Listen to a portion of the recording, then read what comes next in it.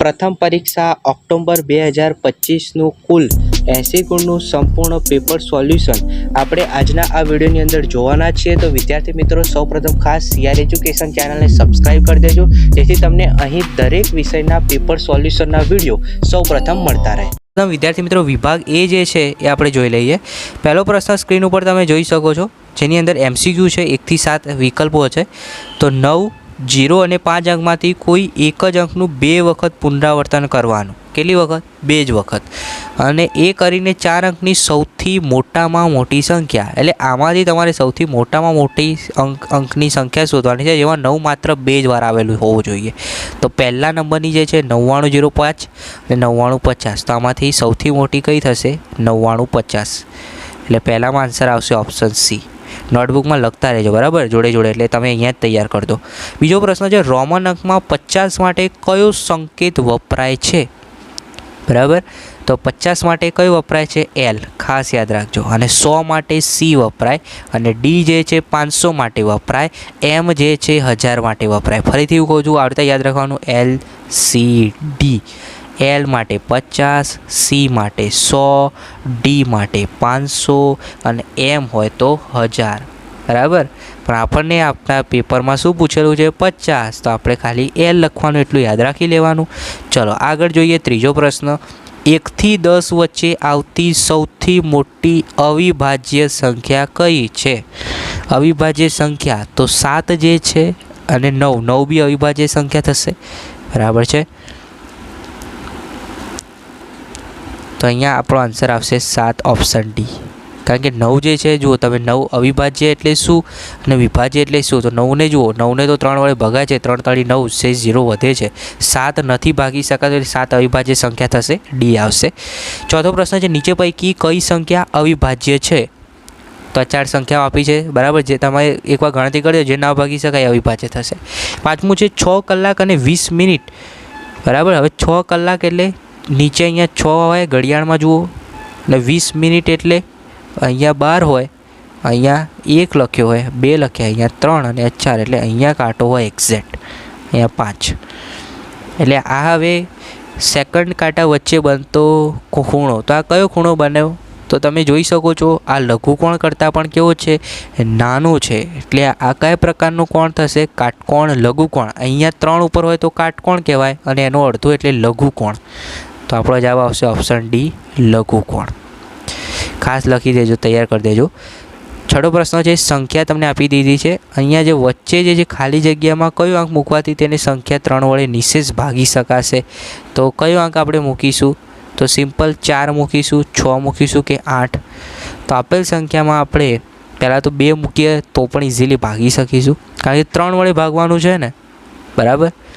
તો આપણે 8 8 16, અહીંયા 82 લખીએ, તો જે સંખ્યા 3 વડે ભાગી, તમે 6 લગાવી જુઓ તો એના પરથી તમને આન્સર આવી જશે, બરાબર। હવે આગળ જે પ્રશ્નો છે એમાં ખૂણો PAYનું માપ શોધવાનું છે, બરાબર। હવે વિદ્યાર્થી આગળ આપણે જોઈ લઈએ ખાલી જગ્યા। ખાસ જે છે પ્રશ્નો નોટબુકમાં લખજો, અને પછી જે છે સોલ્યુશન સાથે તૈયાર કરી દેજો, એટલે પરીક્ષામાં પૂરેપૂરા 80 માર્ક્સ તમે લાવી શકો।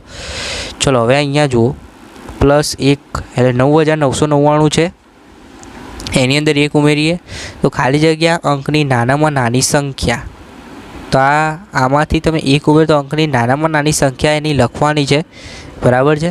એટલે 4 અંકની નાનામાં નાની સંખ્યા તમારે અહીંયા લખવાની છે, કારણ કે આમાં ઉમેરીશ 1 તો શું થશે? 1, 1 2 3 4 5 છે, બરાબર। એટલે 1 2 3 4 5, તો નાનામાં નાની સંખ્યા કઈ થશે આની?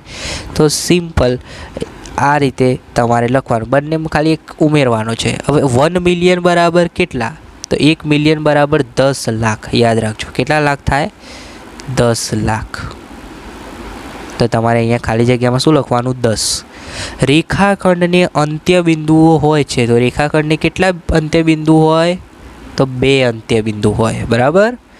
ખાલી જગ્યા એ નિયમિત ચતુષ્કોણ છે, તો ચોરસ એ નિયમિત ચતુષ્કોણ છે તેમ કહી શકાય।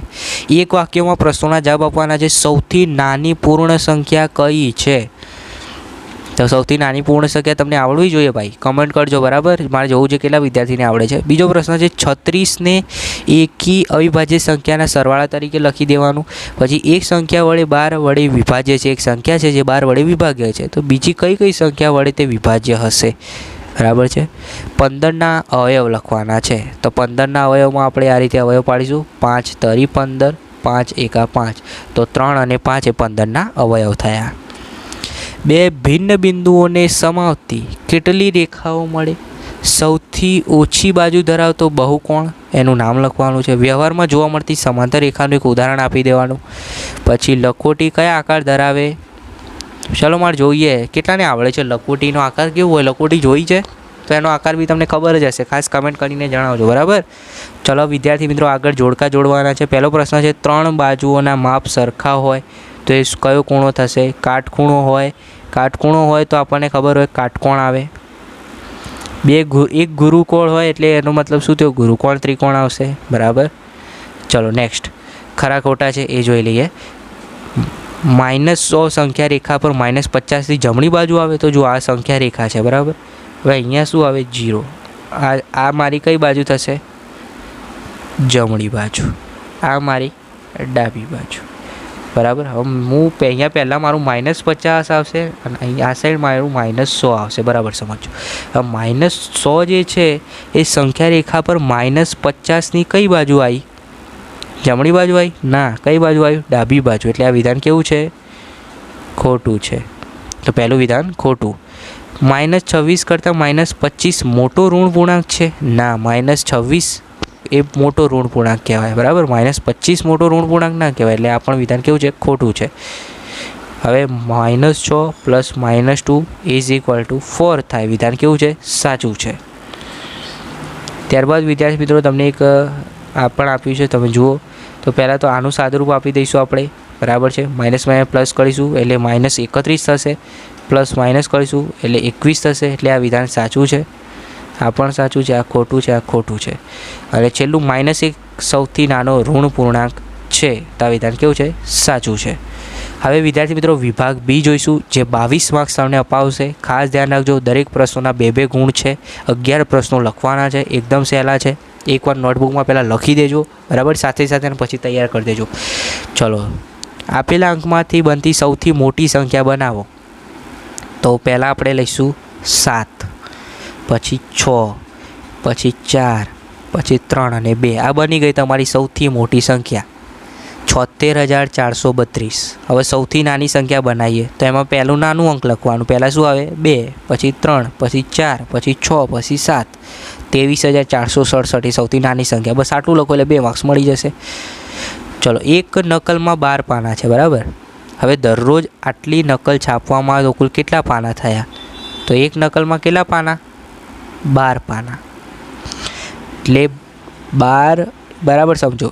એક નકલ કરાવવા, એક નકલમાં 12 પાના બરાબર. એટલે 12 પાના હોય ત્યારે એક નકલ એટલે ઝેરોક્સ તૈયાર થાય. તો આપણા જોડે આટલી નકલ હોય તો કેટલા પાના હોય? તો એક નકલ એ 12 પાના, તો 11,980 એ કેટલા? તો આ બેનો શું કરવાનો? ગુણાકાર. તો 11,980ને 12 વડે ગુણવાનું છે. ચલો ગુણાકાર તો તમને આવડે જ છે. જે જવાબ આવે એ ખાસ કમેન્ટ કરી દેજો એટલે મને ખબર પડે તમારો જવાબ સાચો છે કે ખોટો. ત્યારબાદ કિંમત શોધવાની છે બરાબર. તો આનો પહેલાં આ સાઈડ ગુણાકાર કરી દેવાનો, પછી આનો ગુણાકાર કરી દેવાનો. એમાંથી આની જે જવાબ આવે અને આમાંથી જે એટલું બાદ કરીને એનો જવાબ આવી જશે. એકદમ ઇઝી છે, એ પણ આ તમને આવડશે. આમાં પણ સિમ્પલ ગુણાકાર કરવાના છે બરાબર. હવે આગળ જે પ્રશ્ન છે 33મો, 4 અંકની સૌથી નાની સંખ્યા શોધો અને કઈ જગ્યાએથી વિભાજ્ય છે તે શોધવાની છે. ગુરુત્તમ સામાન્ય અવયવ શોધવાના છે, એટલે કે ગુસા શોધવાના છે આપણે. ગુરુત્તમ સામાન્ય અવયવ તો આપણે પહેલાં તો 18ના અવયવ પાડીશું. તો 9 દુ 18, 3 તરી 9, 3 એકા 3. આ 18ના અવયવ થયા. એ ત્યાં 54ના અવયવ પાડીશું. 27 દુ 54, 9 તરી 27, 3 તરી 9 ને 3 એકા 3. પહેલાં આવડે અવયવ પાડી દેવાના. પછી 81 બરાબર. તો 81માં 9 81 થશે બરાબર. અને એના પહેલાં પણ તમે અવયવ પાડી શકો છો એ જ રીતે કે 81 છે તો તમને ખબર હોવી જોઈએ કે ભાઈ 9981 છે. ડાયરેક્ટ તમે એ પણ લખી શકો છો, નો ડાઉટ.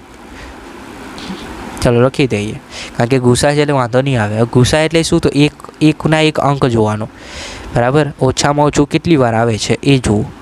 તો ઓછામાં ઓછું 2 વાર આવે, તો એ નાનામાં નાની ઘાત થઈ એની, તો 3ની 2 ઘાત થશે, તો 3 તરી 9.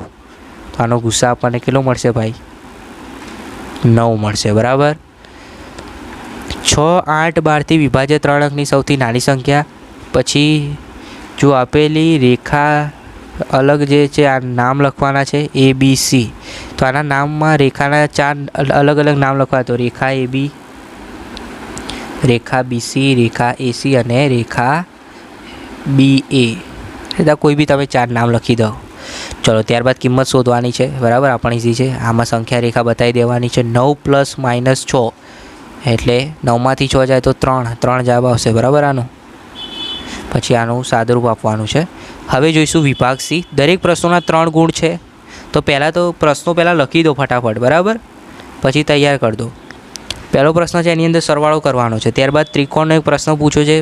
2માંથી કોઈ પણ એક પ્રશ્ન તમારે લખવાનો છે. એક દૂધવાળાનો એક પ્રશ્ન છે, એ પણ તમે જોઈ લો, હું તમને સમજાવી દઉં. જુઓ, એક હોટલમાં આશરે 32 લીટર દૂધ આપે છે, બરાબર. હવે સાંજે 68 લીટર, એટલે કે એક દિવસનું કેટલું થયું? 68 + 32 એટલે 100 લીટર થયું. એટલે એક દિવસમાં કેટલું લીટર આપે છે? 100 લીટર. હવે દૂધની કિંમત 45 રૂપિયા છે. તો દૂધવાળાને રોજ કેટલી આવક થતી હોય? તો 1 લીટરના 45. હવે આપણે 100 લીટર એ વેચે છે, એટલે 45 ને 100 વડે ગુણ, એટલે પાછળ 2 0 ઉમેર. તો દૂધવાળાને રોજની કેટલી આવક થઈ? 4500 રૂપિયા, બરાબર. પહેલાંનો જવાબ. બસ આ રીતે બીજો પ્રશ્ન છે. ત્રીજો પ્રશ્ન પણ તમે જોઈ શકો છો.